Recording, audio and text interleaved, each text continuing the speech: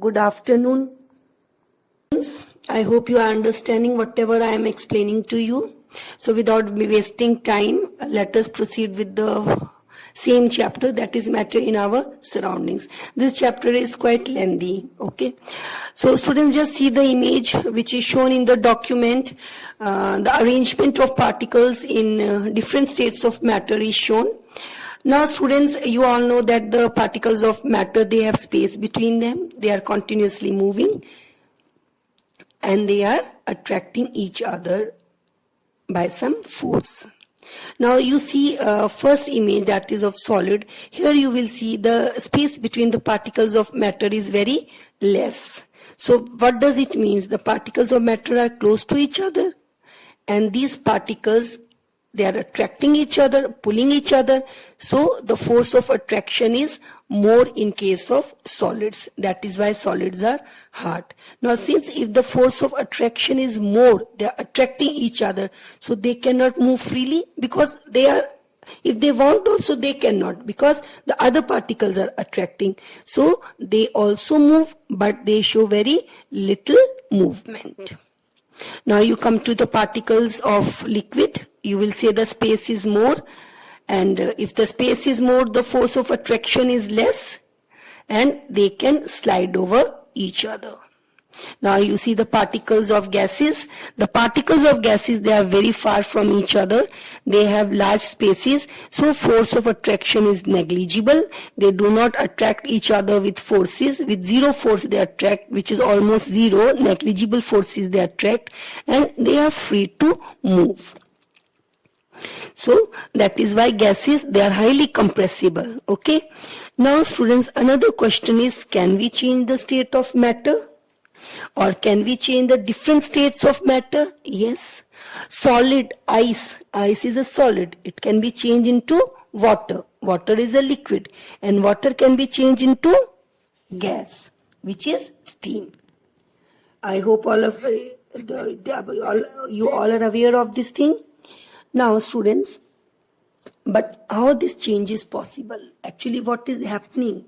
How the particles are behaving during the change? So now we will try to find out that. Now first is the effect of change of temperature on the particles of matter. You do one thing, take 150 grams of ice in one beaker. You can see the image in the document. You take 150 grams of ice in a beaker and suspend a laboratory thermometer in such a way that the bulb of the thermometer should touch the ice. Now you heat it. You will see that at one point the ice starts melting. Record the temperature.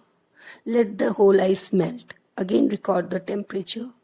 You will find that the temperature will be same. The temperature when the ice started melting or ice started changing its state to liquid, the temperature was 0 degrees Celsius, and when whole of the ice has melted, then also temperature was constant, that is it was 0 degree Celsius. Now why it is so? Heat is supplied. Heat is supplied means then in that case the temperature should increase, but the temperature is same. Why? Can any one of you can see me? Now children, actually what is happening here? Why there is a change of state? Now you know that the particles of ice, they are very close to each other. Forces of attraction is more and they cannot move. So but they move, but they show very little movement. Now when heat is supplied, what is heat? Heat is also a form of energy.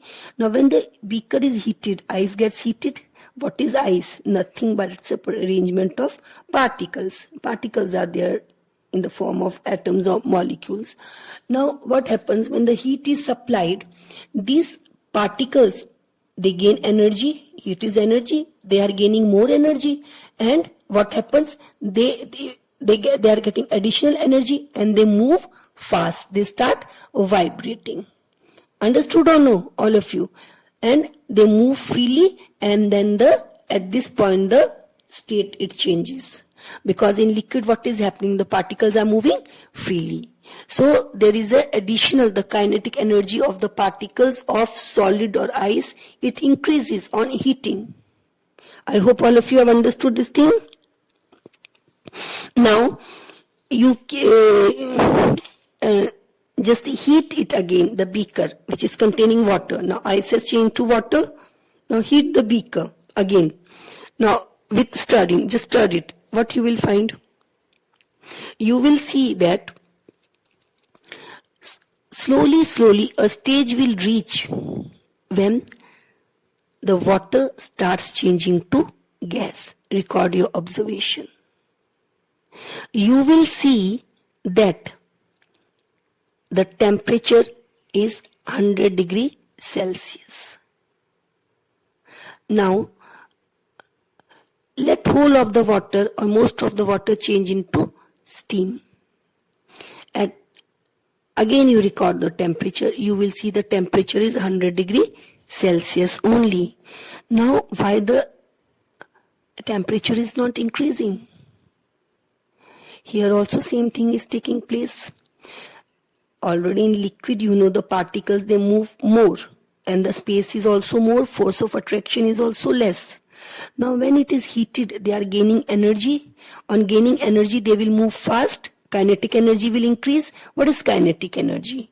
Energy possessed by any moving body. Any moving body has a kinetic energy. Okay. Now when the heat is supplied, what will happen? They will gain extra energy and they will move fast. So kinetic energy will increase and then the state will change. They will change into gaseous state because in gaseous state the particles are moving freely. Now children, in first case, when the solid changes to liquid, okay, just consider that again. Melting point. What is melting point?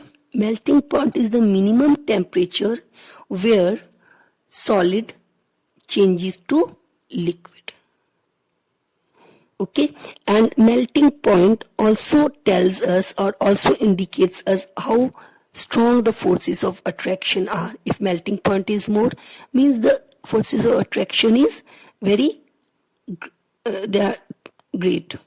Okay, now the children, change of solid state to liquid state is called as fusion.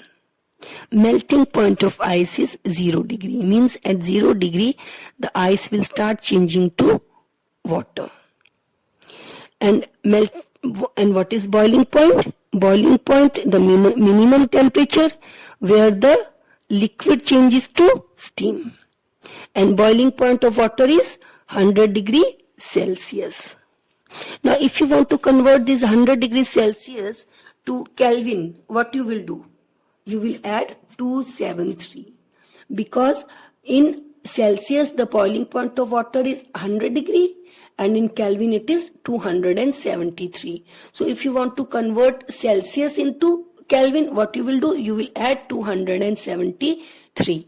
How you will convert 5 degrees Celsius into Kelvin? 5 plus 273, which is 278 Kelvin. I hope all of you are understanding. Now children, one question is still there.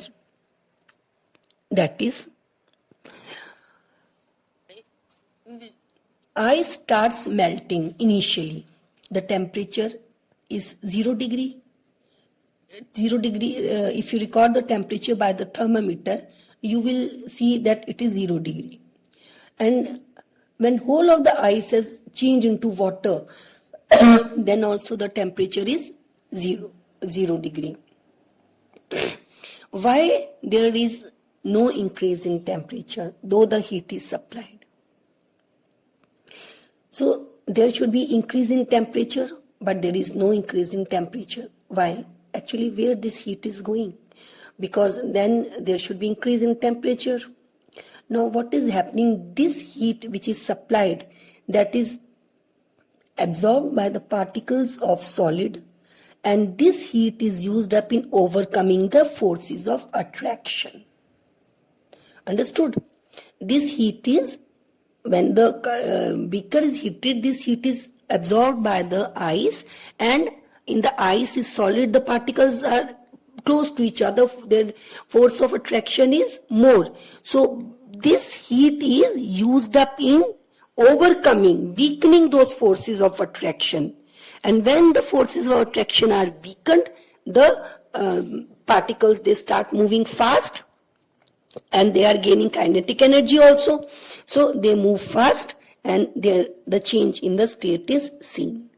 Now this heat is called as hidden heat. What it is called? Hidden heat or latent heat. And this latent heat is present actually in the particles of water. And that is why particles of water, or water, has got more energy than the ice. Now what is latent heat of fusion? Latent heat, the heat which is hidden on changing a state from solid to liquid, because fusion means solid to liquid. That is latent heat of fusion, or the definition is the amount of heat required to change 1 gram of solid to liquid. That is latent heat of fusion. I hope all of you have understood these things. If anyone has doubt, can use the microphone and clear the doubt. Children, vaporization. What is latent heat of vaporization? Same thing happens in the liquid. The particles, they move, they slide over each other. Now when you are heating that water, the heat is absorbed by the particles of water, kinetic energy is increased, and they move freely, they vibrate. And at that point, thus, there is a change in the state. That is, liquid changes to gaseous. Here also, until most of the water changes to steam, the temperature remains constant. That is, it remains 100 degrees centigrade. The water initially at the boiling point will change into steam. The temperature will be 100 degrees centigrade. But after some time, if you record the temperature, when most of the water has changed into steam, the temperature will remain 100 degrees centigrade. So where this heat is going? This extra heat, or this heat, is also absorbed by the particles of water to overcome the forces of attraction. And when the forces of attraction are overcome, the particles move freely, okay, and there is a change in the state of matter. And this extra heat is a hidden heat, or which is called as a latent heat, and this is stored in the particles of steam. So particles of steam have, or steam has high energy as compared to water. I hope all of you have understood this thing. So what is latent heat of vaporization? Can any one of you can say? Latent heat of vaporization.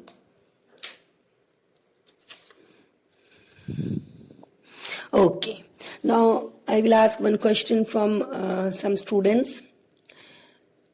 Convert 20 degrees centigrade into Kelvin. Hiyamani, Sunamika, Priyanshu, Shubhanita. Answer: Christina Sharma, Christina Medhi. Give me the answer in 1 minute. Convert 20 degrees centigrade to Kelvin. Okay. So students, today we will do till here, and after hearing the video, kindly complete the assignment given to you.